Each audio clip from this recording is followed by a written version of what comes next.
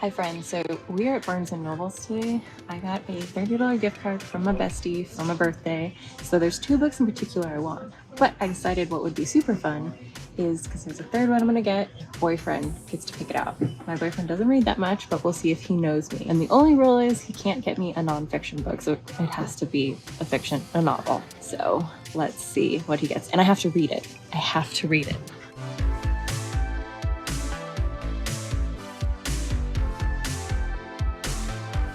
So we found the books. One of them I set out to find, which was The Book of Accidents by Chuck Wending. It's horror, and horror is my favorite genre for films. And this, just from what it's about, sounds really disturbing.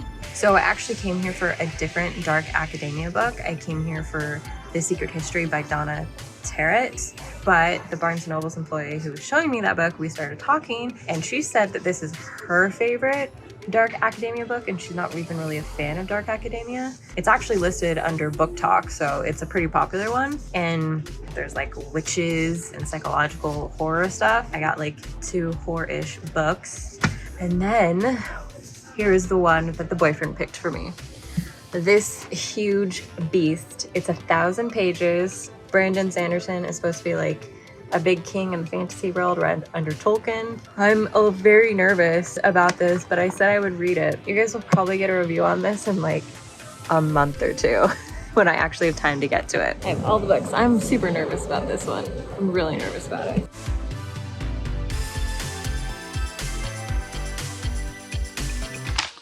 The official haul section of this video. We're going to go a little deeper into what all of these books are, and I'm very excited to share with you. So, as a recap, we have A Lesson in Vengeance, The Book of Accidents, and this one, The Way of Kings. Technically, my boyfriend did a good job because fantasy is one of my favorite genres. I have heard many things about Brandon Anderson. He's supposed to be like way high up there with Tolkien. I personally don't know much about his stories. We're gonna deep dive. First one's pretty cool art. I'm gonna read it. I'm gonna give it a chance and see how I feel about it. I long for the days before the last desolation, the age before the heralds abandoned us, and the night's radiant turned against us. A time when there was still magic in the world and honor in the hearts of men. The world became ours, and yet we lost it. Victory proved to be the greatest test of all. Or was that victory illusionary? Did our enemies come to recognize that the harder they fought, the fiercer our resistance? Fire and hammer will forge steel into weapon, but if you abandon your sword, it eventually rusts away. There are 4 whom we watch. The first is a surgeon, forced to forsake healing to fight in the most brutal war of time. The second is the assassin, a murderer who weeps as he kills. The third is a liar, a young woman who wears a scholar's mantle over the heart of a thief. The last is the prince, a warlord whose eyes have opened to the ancient past as his thirst for battle wanes. The world can change. Surge binding and sword wielding can return. The magic of ancient days becomes ours again. These 4 people are key. One of them may redeem us, and one of them will destroy us. Speak again the ancient oaths, life before death, strength before weakness, journey before destination, and return to men the shards they once bore. The night's radiant must stand again. Wow, this feels like it's gonna be some high fantasy. I personally don't know how I'm gonna feel about this. It feels very lore-based, very world-based. I'm very heavy on characters. I do enjoy world building. I think if you can have like your world and lore and characters at the same time, you're basically winning. I'm reading it to give it a chance, and that was the game I played, was that the boyfriend could pick a book, and this is what he picked. So we're gonna see.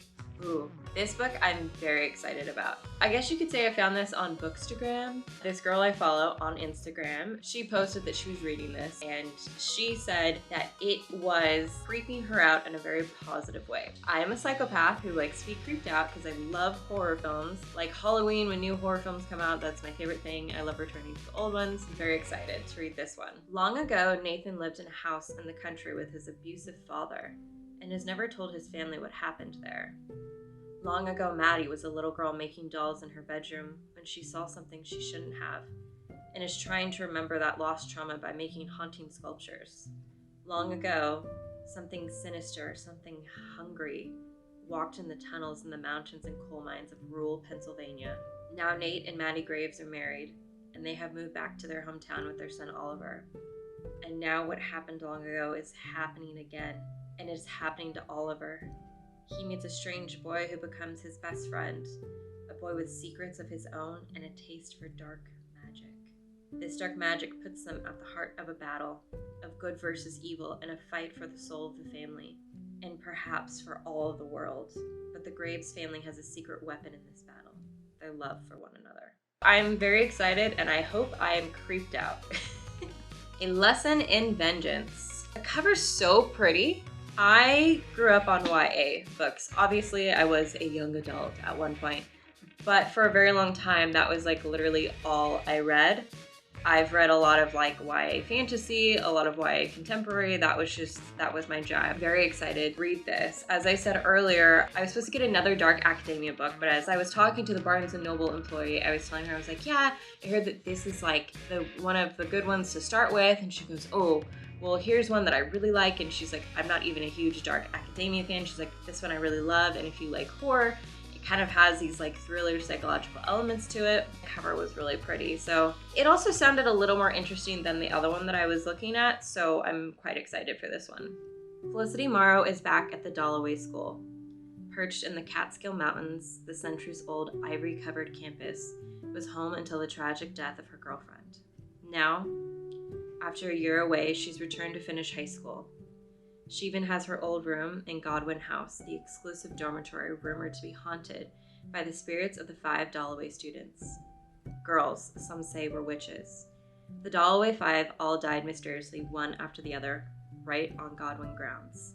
Witchcraft is woven into Dalloway's past. The school doesn't talk about it, but the students do. In secret rooms and shadowy corners, girls convene, and before her girlfriend died, Felicity was drawn to the dark. She's determined to leave that behind now. But it's hard when Dalloway's occult history is everywhere, and when the new girl won't let her forget.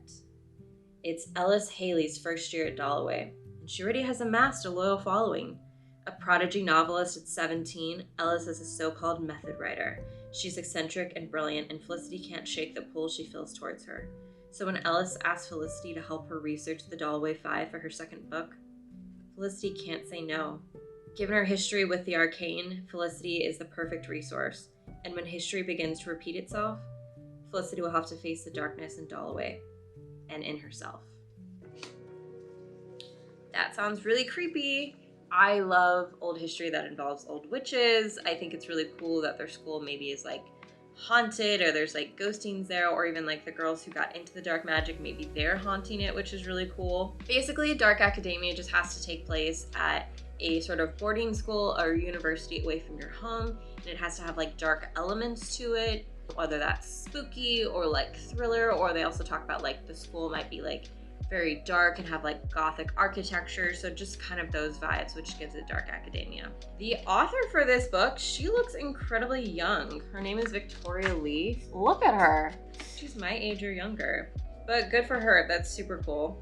I'm very excited to read this very pretty book. It's so pretty. However, what I'm currently reading is A Discovery of Witches. It is a trilogy, but again, I'm gonna see how I like the first book and see if we even expand into the trilogy. And if I do, I'm probably not gonna finish it right away because I have all these books that I'm really excited about.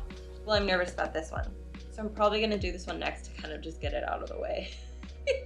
I think I have like 3 in my bookshelf currently that have not been read, so I'm only ignoring a few. I was talking to my best friend, I'm like, will we ever catch up to the amount of books we've read to what we've bought and has been unread? Stay tuned. So let me know in the comments what genres you read, maybe what genres you're looking to branch into. Have you read any of these books that I have quested for myself? Do you like them? Do you not like them? But for now, I need to go read this because I've been busy making content and I have to read this by next week. I'm really liking it though. I've just been busy working. Till then, kids, I will see you next time.